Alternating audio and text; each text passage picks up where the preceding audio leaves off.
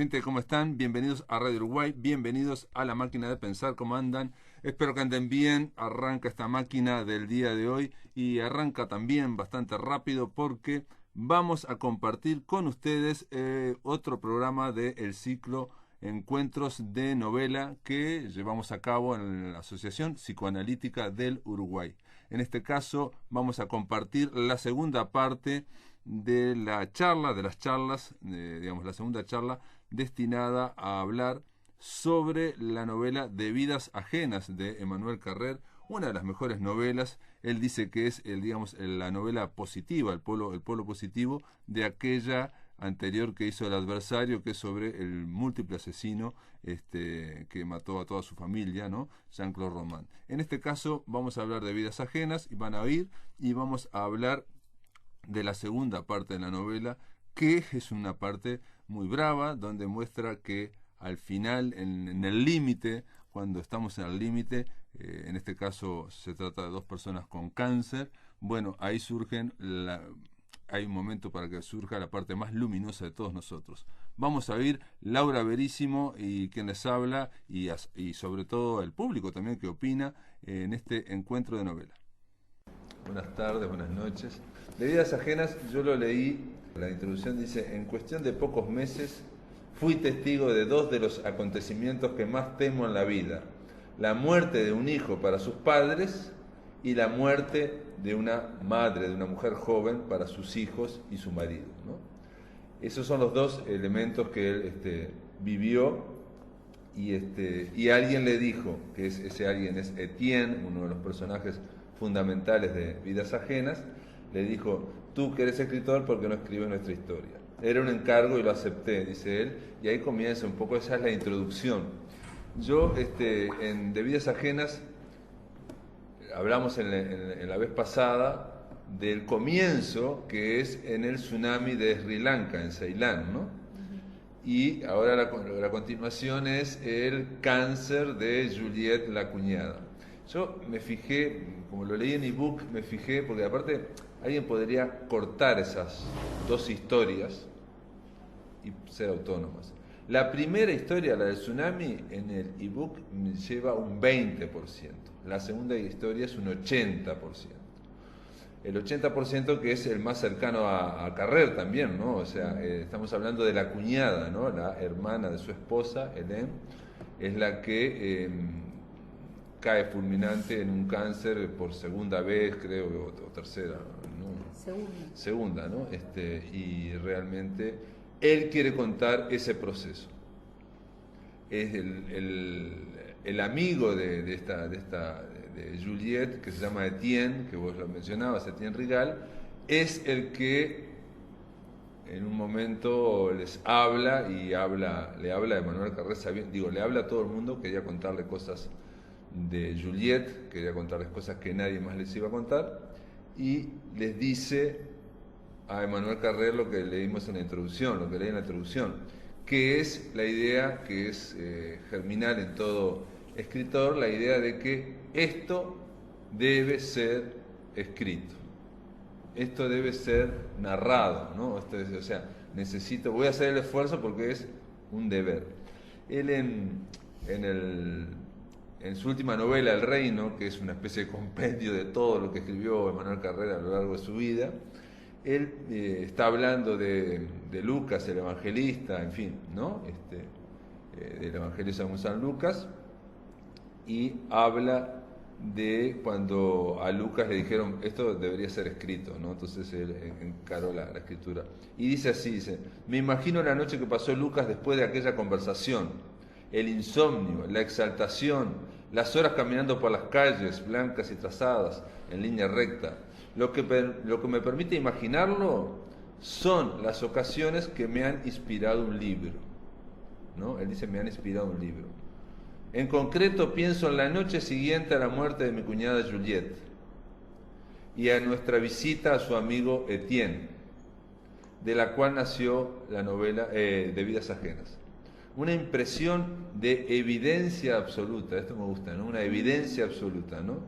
Yo había sido testigo de algo que debía ser narrado. Era a mí y a nadie más a quien le correspondía contarlo, ¿no? Que fue lo que le pidió Etienne, digamos, pero después esa evidencia, sigue en la misma cita, se va atenuando y a menudo la pierdes, ¿no? O sea, digamos, como escritor se pierde eso, pero si no existiera al menos por un momento al principio, no haces nada, ¿no? Entonces me parece que ahí está el arranque cuando Etienne Rigal, este juez, amigo de esta Juliette, que también era jueza, le hace ese encargo, ¿no? Pero no solamente le hace ese encargo, sino que lo convence, lo impresiona, ¿no? Le da la idea de una evidencia absoluta que tiene que escribirlo. Y como muy bien dijiste vos, Laura, no es que le da ese encargo y él se pone a escribir. No, pasaron como 3 años, después apareció la novela rusa y después recién vuelve a De vidas ajenas. Una cosa que dijiste vos, Laura, y yo creo que totalmente de acuerdo, es que lo dice aparte Manuel Carrer, que De vidas ajenas es el polo opuesto a El adversario. O sea, aquí vamos a investigar, él va a investigar, digamos, esa parte de la mente humana, de las personas humanas, que es la parte más luminosa. Ahora, Pablo, espera, porque sí. No, ahora que me está diciendo, claro, él tiene ese encargo, pero como igual que en El adversario, llega un momento que no puede seguir con la vida ajena, ya sea la de Román o estas, sin hacer esta zambullida en sí mismo, en sus fantasmas, ¿no? En su propia locura, en sus propias cosas, y en los dos casos produce algo, ¿no? Tanto la novela rusa, más directamente autobiográfica, la otra es de ficción. ¿Cuál es la novela? No, Una semana en la nieve, sí. Que él dice, bueno, en el reportaje se ha dicho, el libro que es muy próximo. Sí, que fue muy rápido como lo escribió. Que fue en 2 meses, ¿no? Sí, él cuando hizo El adversario, ese del quiebre de su vida, del eje, o sea, cambió totalmente como escritor. Sí. Le pidió, ya lo hemos dicho acá varias veces, que le pidió a los editores que no mencionen la palabra novela para sus libros. Y él dice en un momento, hace alrededor de 20 años que ya no escribo novelas, en el sentido de que son obras de ficción que ponen en escena personajes ficticios. Escribo desde entonces a lo que falta de una mejor palabra, podemos llamar no ficción, ¿no? Y soy el primero en insistir, quizá machaconamente, en que lo que cuento es verdad, que los personajes que trato de escribir tienen su modelo en la vida real y no son criaturas de mi imaginación. Lo que él encontró con El adversario fue lo siguiente: yo voy a escribir algo, en este caso algo que es una impresión de evidencia absoluta, pero no voy a ser como Truman Capote, que Truman Capote lo escribió y él como narrador desapareció, sino que voy a contar yo lo que pasa y lo que me pasaba a mí cuando estaba escribiendo eso. Yo pienso es un poco la línea de lo que tú estabas diciendo ahora. Yo creo que él escribe esto que escribe dentro de lo que he leído. No leí La semana en la nieve porque no lo encontré. Yo creo que él escribe con de aquellos personajes con los cuales francamente se identifica, ¿no? Porque me parece, como decíamos con la primera novela, con El adversario, ¿tá? Que cómo se había enganchado también él con toda la cosa tan siniestra de Román, y que eso también de alguna manera está respondiendo a esos aspectos más crueles de él, aspectos crueles que aparecen muy claramente en la novela rusa en su relación con Sophie, ¿no? Pero por otro lado, Etienne despierta en él o provoca en él todo el otro lado, digamos, el amoroso, el que puede llegar a otro tipo de amor como el que tiene con la última esposa que vemos acá, con Hélène, y tener su hija y demás. Y que eso es lo que le lleva a escribir sobre estos personajes, le mueven sus propios aspectos, le tocan sus propios aspectos.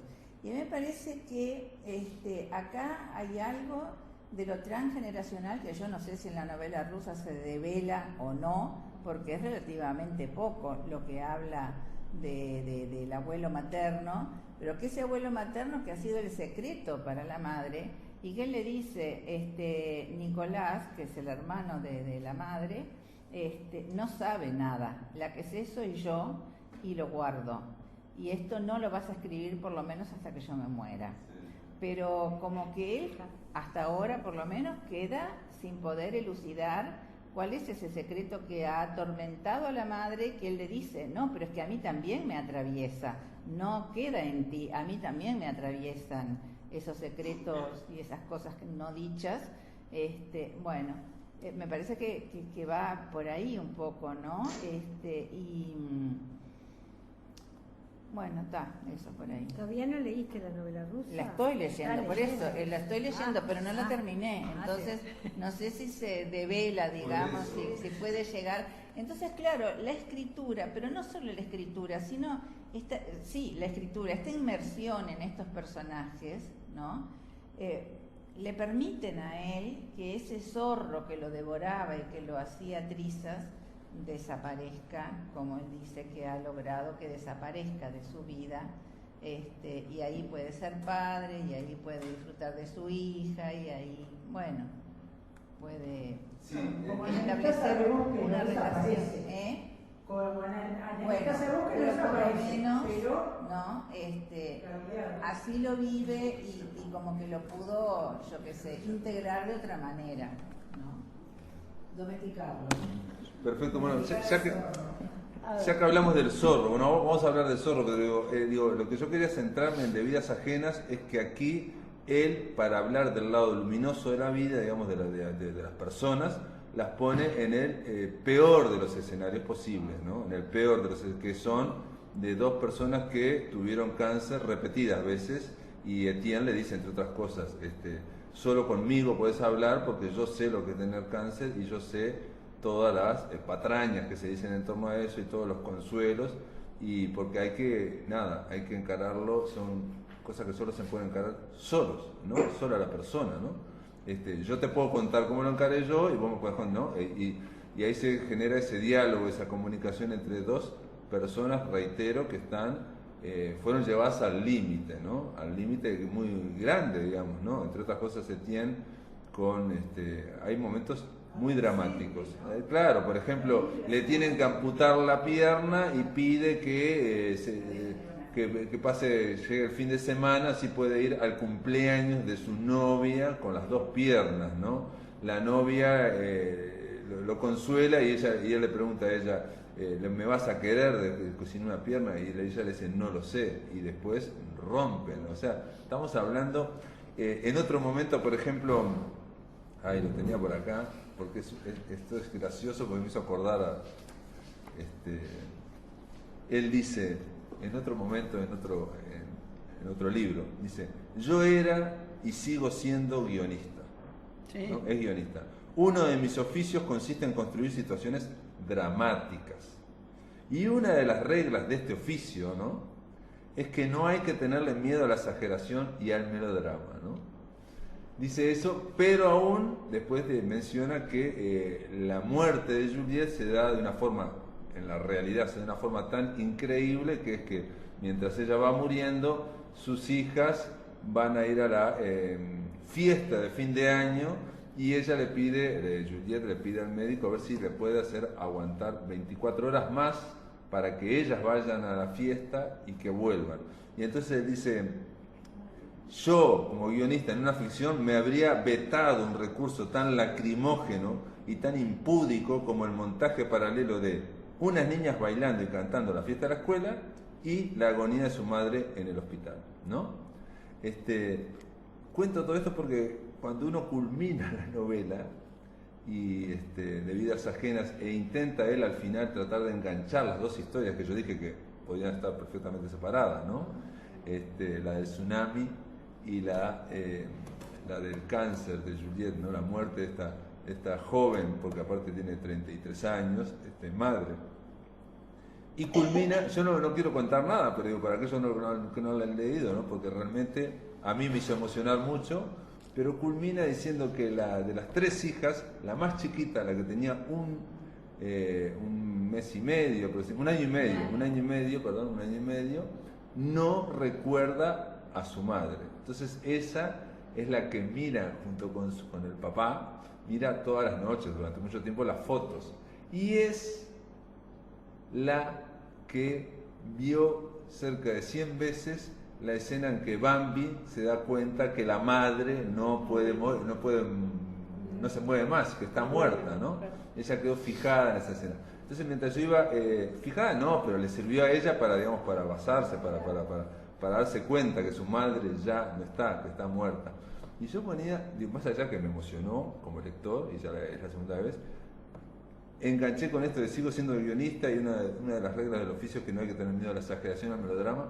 Hay que poner la muerte de Bambi, hay que poner al final la muerte de Bambi en este tema que es tremendo, ¿no? Digo, y que no es la muerte de Bambi. Es de la mamá, es de la madre, Es de las escenas más tremendas que ha hecho llorar a todo el mundo. Pero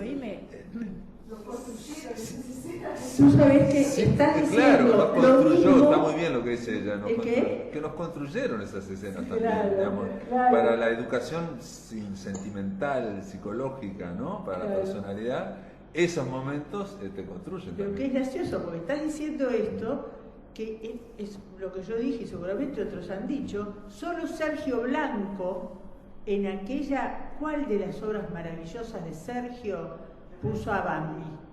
Esperate. La última, el Ramiro de Düsseldorf. ¿El Ramiro de Düsseldorf? ¿Sí? ¿No? El Ramiro de Düsseldorf. Sí. Es la muerte del padre. Que es la muerte del padre y ahí aparece, aparece Bambi también.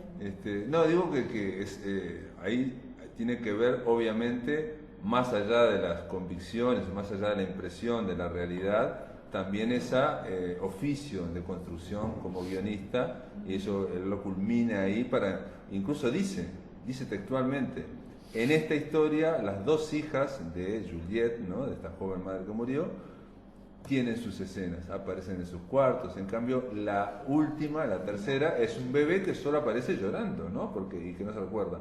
Por lo tanto, él está construyendo otra escena para que culmine, pero para que figuren en la novela y aparezcan las tres representadas, ¿no?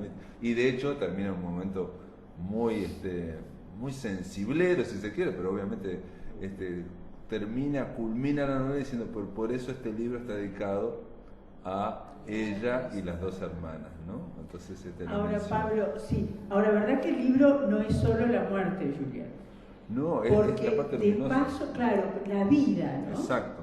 La vida, la lucha, porque hay que ver que esta chica tuvo cáncer jovencita, igual que Etienne, pero después por el radio mal aplicado es que la dejan paralítica, y recién después tiene cáncer no. Pero además el trabajo, todo lo que él despliega ahí, que Moti decía la vez pasada, yo pensé que, ¿en qué libro me metí? Este tipo piró estas cosas tan técnicas, ¿no? De leguleyas, pero cómo nos muestran como, no sé, esa gente que hace que el mundo no sea tan horrible, ¿no? Un poquito menos injusto, un poquito menos espantoso, ¿no? Gente anónima que da la pelea y que terminan consiguiendo aquello con un tribunal europeo que les habilite para poder... si vos decís la lucha de los dos jueces, ¿no? De los dos jueces, Etienne que le hacen decir a Etienne, fuimos grandes. Jueces, digamos, de bajo nivel, digamos, que tratan de luchar contra lo que es la usura de las financieras, que es aquí exactamente igual en Uruguay, en todos lados, que es financieras que son hechas para precisamente dar dinero, prestar dinero a los pobres, ¿no? Y sabiendo que no pueden devolverlo, pero es parte del sistema financiero que incluso dice que un banco jamás le daría dinero, que no tienen absolutamente ninguna posibilidad, digamos, de garantía, y sin embargo estas empresas sí se lo dan, y él dice incluso, estas empresas que están vinculadas a los bancos que no le dan dinero, ¿no? Es parte, digamos, de ese sistema. Amigos, estamos compartiendo con ustedes el ciclo de encuentros de novela, la segunda parte de la novela de Vidas Ajenas. Pero yo quería mencionar lo que hablamos del zorro que tiene Manuel Carrer, y que él dice que en la novela anterior a de Vidas Ajenas, digamos, se liberó, digamos, o lo aplacó ese zorro, ¿no? Y él básicamente dice lo siguiente, siempre está hablando de psicoanálisis también. Yo me fijé en varios libros y estuve googleando dentro de los libros la palabra psicoanálisis o psicoanalista. Y entonces él dice en un momento, yo le conté a Etienne que un día fui a ver al viejo psicoanalista François Roustan. Le hablé del zorro que yo aún tenía la esperanza de expulsar, descubriendo cómo y por qué hacia el fin de mi infancia, porque se había alojado allí, debajo de mi esternón, para comprimirme y roerme el plexo solar. Roustan se encogió de hombros, ya no creía en las explicaciones, ni en el psicoanálisis, sino solo en la exactitud de los gestos. Y me dijo, déjelo salir, deje que se haga un ovillo, ¿no? El zorro ahí, deje que se haga un ovillo ahí, en esa butaca, no tiene otra cosa que hacer, ya ve, está ahí, está tranquilo. Y cuando me despedí, al estrecharle la mano, dijo, puede dejármelo si quiere, yo se lo guardo. Creí que eso resultaría por un momento, no volví a recoger el zorro, volvió él por su cuenta. Hoy me ha dejado en paz porque duerme o porque, como espero, se ha marchado definitivamente. Pero en la época de mis conversaciones con Etienne, con el juez hace 3 años todavía estaba allí. Me hacía sufrir y Etienne me ayudaba a escucharlo, ¿no? Eso es lo que dicen de Vidas Ajenas. Y en la novela última, dice en El Reino, dice, en De Vidas Ajenas, comenta en El Reino, yo conté la visita que hice entonces al viejo psicoanalista François Roustan, pero solo conté el final de la misma. Ahora cuento el comienzo. La única sesión que tuvimos fue densa. Le expliqué mis penas, el dolor incesante en lo más profundo de mi ser, que yo comparaba con el zorro que devoraba las entrañas del niño espartano en los cuentos y leyendas de la Grecia antigua, el sentimiento, o más bien la certeza de estar en posición de jaque mate, de no poder amar ni trabajar, de hacer solo daño a mi alrededor. Dije que pensaba en el suicidio y cómo, a pesar de todo, había ido a ver a Roustan con la esperanza de que me propusiera otra solución. Al ver que, para mi gran sorpresa, no parecía dispuesto a proponerme nada, le pregunté a modo de última posibilidad si él aceptaría psicoanalizarme. Yo ya había pasado 10 años en los divanes de 2 colegas suyos sin resultados notables. Al menos era lo que yo pensaba en aquel momento. Roustan respondió que no me analizaría. Primero, porque él era demasiado viejo. Y segundo, porque a su entender lo único que me interesaba del análisis, ¿no?, a Emmanuel Carrère, era poner en apuros al psicoanalista, que yo me había convertido visiblemente en un maestro de ese arte y que si quería demostrar por 3ª vez mi maestría en la materia, él no me lo iba a impedir, pero añadió, conmigo no. ¿No? Y agregó, y si yo fuera usted, probaría otra cosa. ¿Qué?, pregunté, investido de la superioridad que tiene el incurable, ¿no? Y Roustan dijo, bueno, respondió Roustan, usted ha hablado del suicidio. No tiene buena prensa en los tiempos que corren, pero a veces es una solución. Guardó silencio después de decir esto. Yo también, y luego agregó, y si no, siga viviendo. Con esas 2 frases reventó el sistema que me había permitido crear dificultades a mis 2 psicoanalistas anteriores.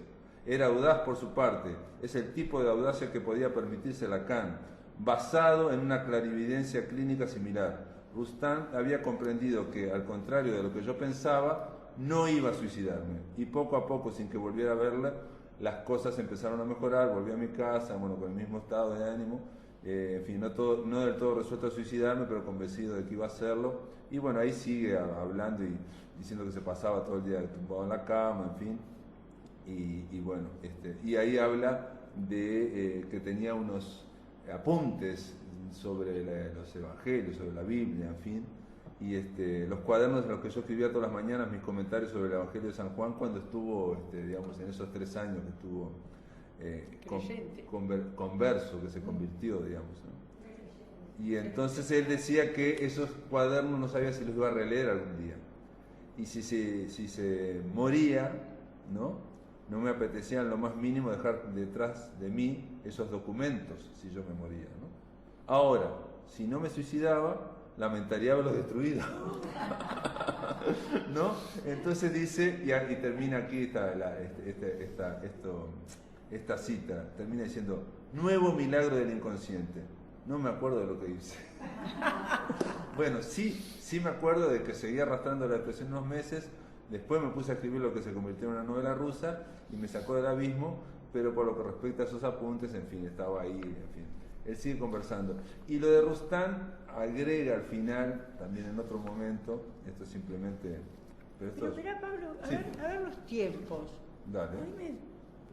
Entonces él va a ver a Rustán entre Ceilán y Juliette. Porque él dice, me puse a escribir la novela rusa, ese momento de tanta angustia, de depresión.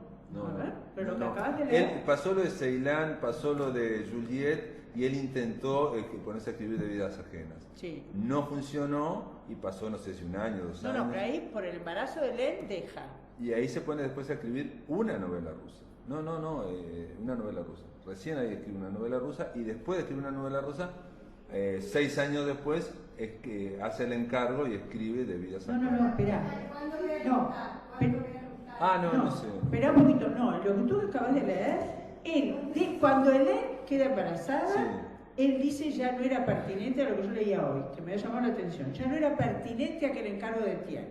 Le avisa a Etienne que no sigue, Etienne le dice, tú verás, ¿no?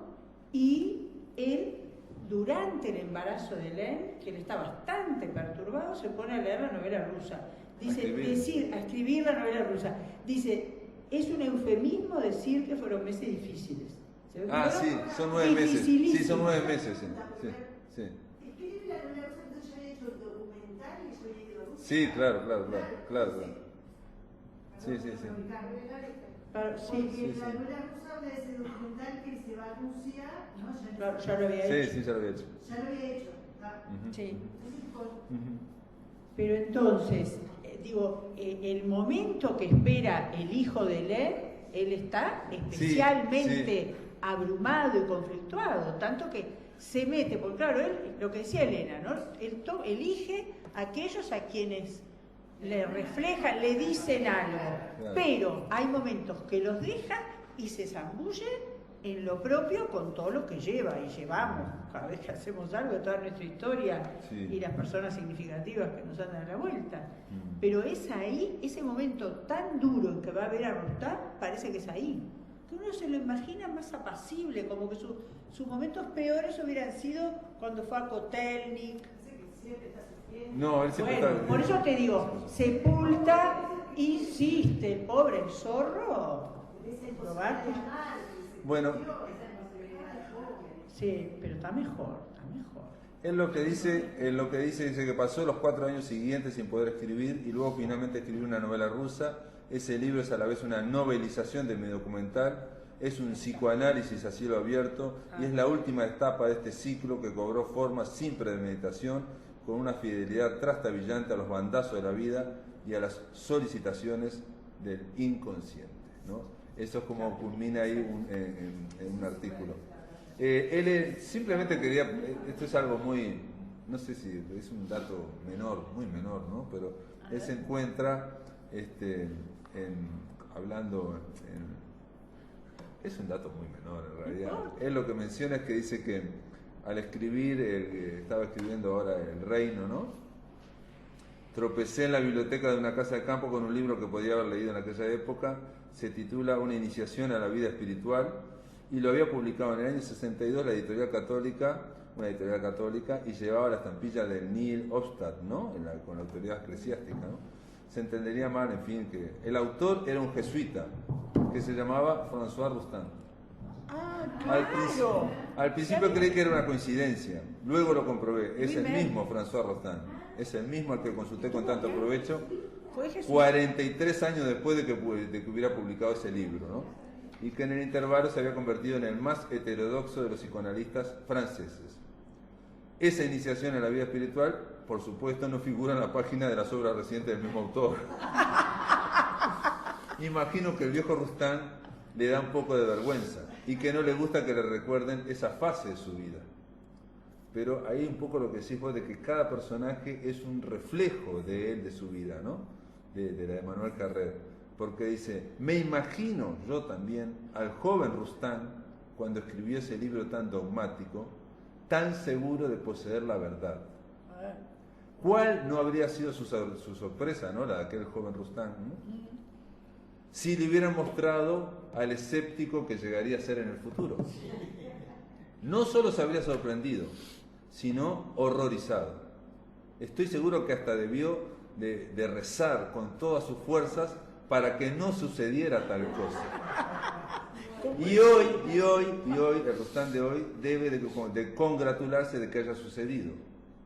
Pero, al igual que esas personas que en la edad madura siguen repasando todas las noches, ¿no? Cuando sueñan el bachillerato, cosas que ocurrieron en el liceo, ¿no?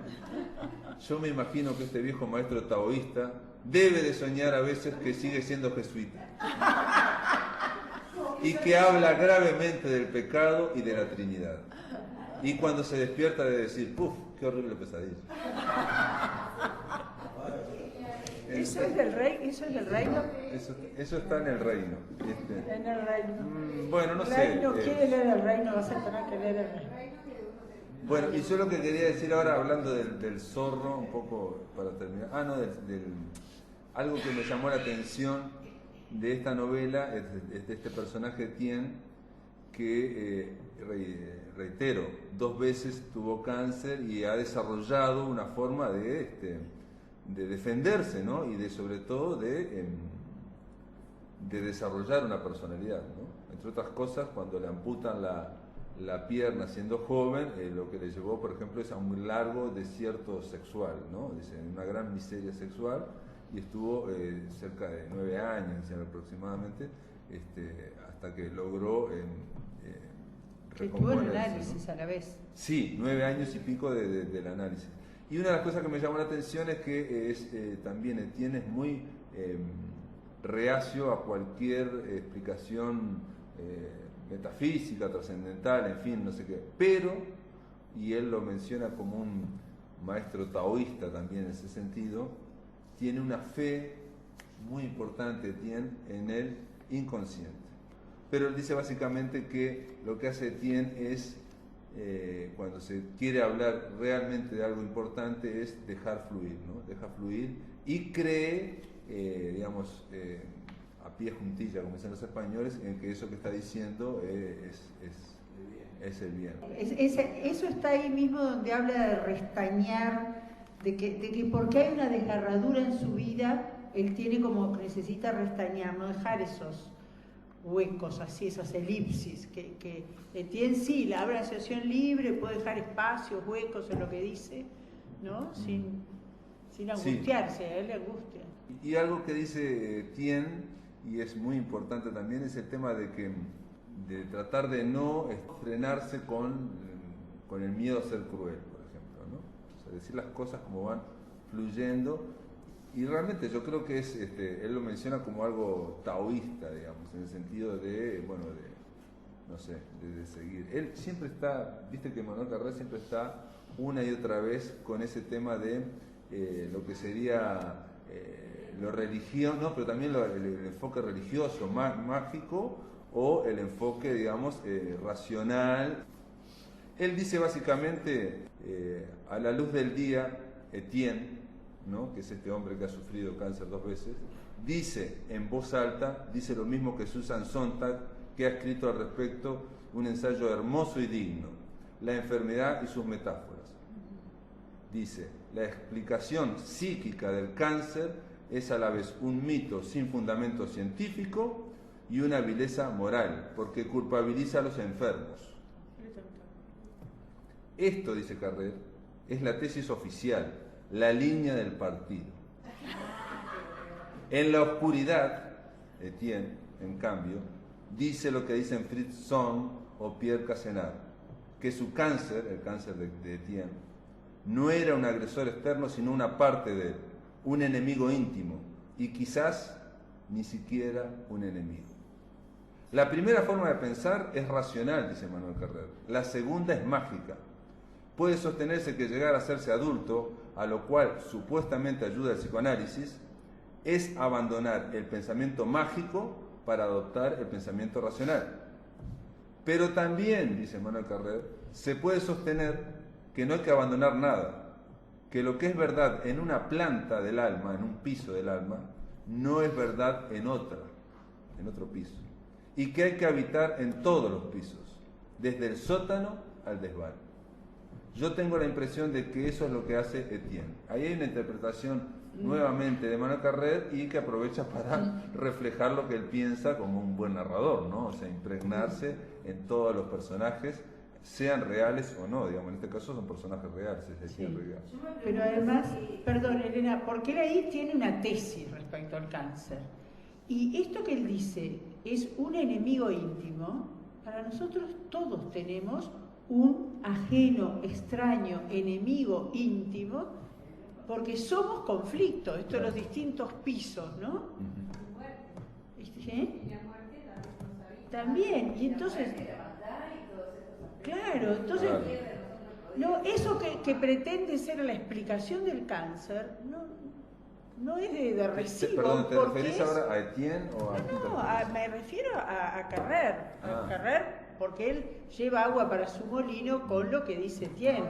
A mí me gusta mucho más lo que dice Susi. No lo ve como un enemigo íntimo, sino como algo que le viene de afuera, como algo que la atacó. Pero es el imaginario de cada uno para dar cuenta de lo que está viviendo.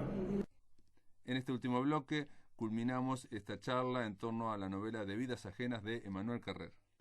No, es cierto, es inagotable esta novela. Nosotros hemos hecho estas dos reuniones y que cada uno se engancha, ¿no? y lo interroga y te hace evocar y pensar cosas distintas. A mí una cosa que me enganchó mucho acá, tú decías que era un hombre atormentado, a mí me vuelve a hacer pensar cómo sería él en algo de una profunda soledad de niño. ¿Por qué se me ocurre? Cuando él dice, acá tengo un problema de lenguaje. Yo detesto que se use la palabra mamá después de cierta edad, ¿no? Que gente adulta diga mi mamá. ¿Te encantó? Por todos los juegos lingüísticos me parece. ¿Por qué decís? Por los juegos lingüísticos, digo, por defecto profesional, me parece fantástico cómo esa palabra le puede despertar rechazo. Sí.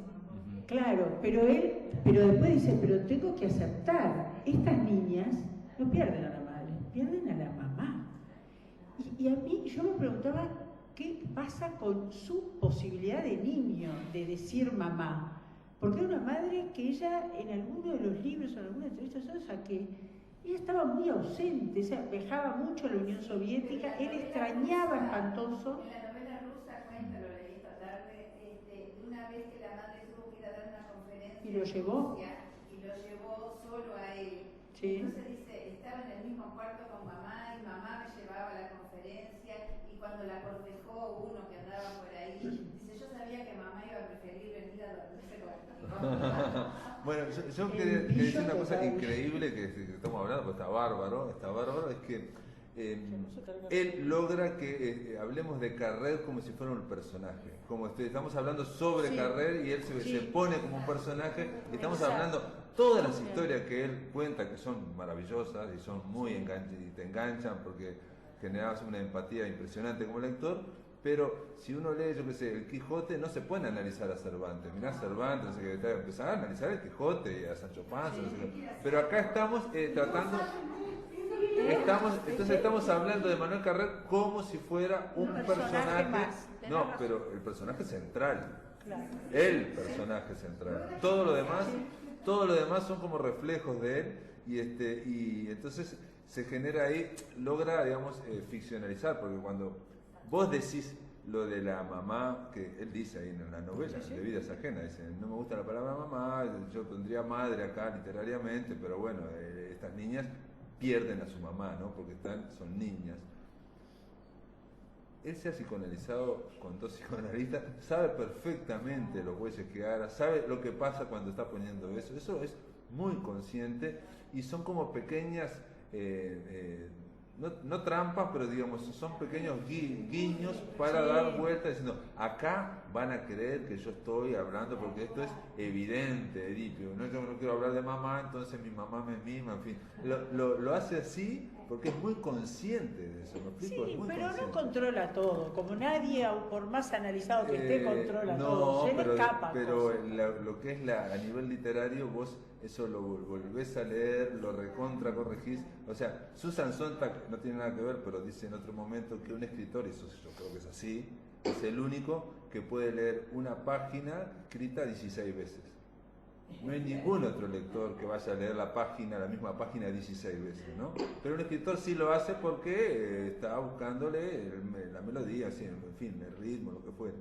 Entonces, y es obvio que, un detalle que decís vos, que no todo se controla, es cierto, él lo dice también. Milagro del inconsciente tal cosa, milagro del inconsciente tal otra, va mencionando cosas.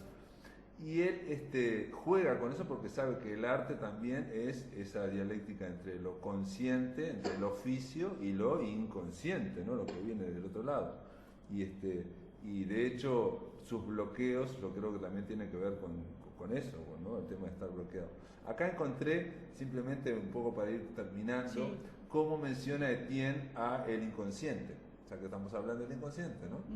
Y dice así, también, como dije yo, que caigo también en esto mismo, ¿no? Puede ser un reflejo de lo que opina Carrer, porque obviamente le da para editorializar, para comentar. Dice así, la psicoterapia se transformó en un análisis que duró 9 años, ¿no? Para Etienne cuando le amputaron la pierna. A lo largo de ese periodo en que Etienne fue alumno de la Escuela Nacional de Magistratura y después magistrado en el norte, él tomaba 2 veces por semana el tren a París y no faltó a ninguna de las sesiones.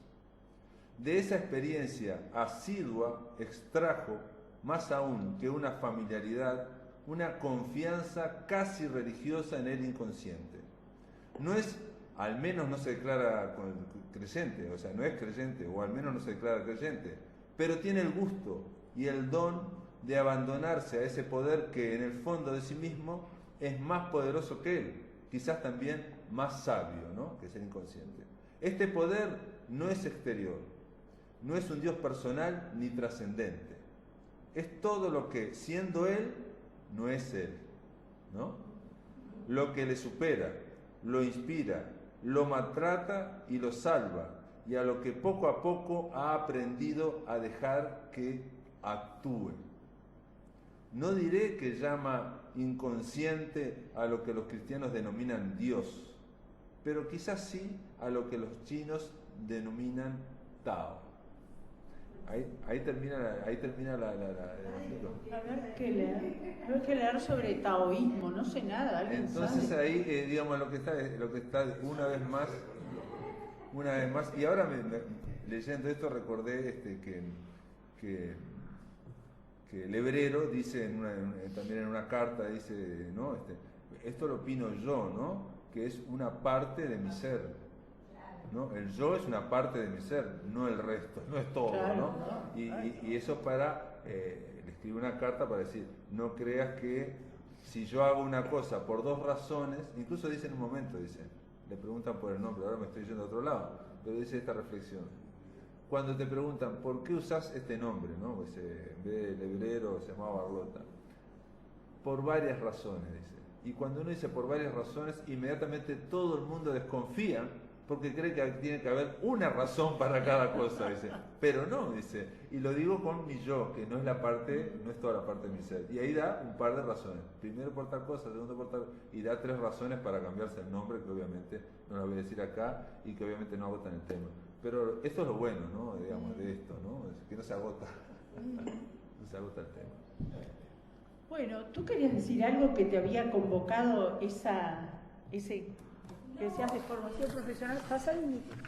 Simplemente señalar el título de la novela, ¿no? Porque en ese afán de ficcionalizar algunas cosas, consciente o inconscientemente, la novela se llama Vidas Ajenas. La ajenidad son ambas historias, ¿verdad? Las historias contadas, pero por otro lado, la mismidad también está ahí. Entonces, son tan ajenas esas vidas hablan de toda una vida. Un poco relacionarlo con el título, que el título hable es esa gran pregunta de qué es el otro, qué es uno y qué es el otro. Claro.